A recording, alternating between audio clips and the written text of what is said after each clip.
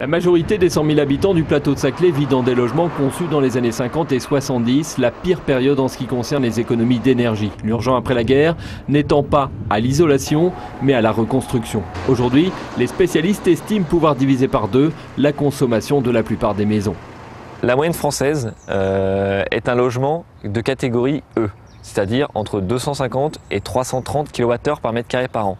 Selon que votre logement est plus ancien, vous pouvez facilement partir d'une catégorie F ou G pour espérer atteindre une catégorie C.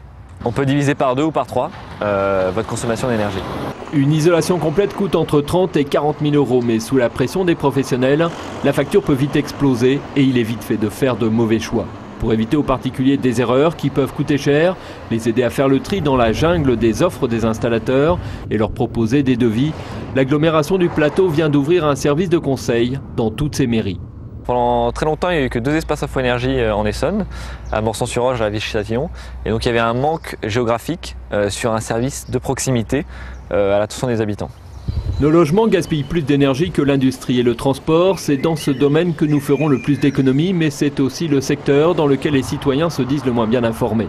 Or, l'un des objectifs du Grenelle de l'environnement est de diviser par 4 la consommation d'énergie dans le bâtiment d'ici 2050. Pour du même coup, réduire l'impact du poste qui, d'après l'agglomération du plateau de Saclay, pollue le plus dans notre pays.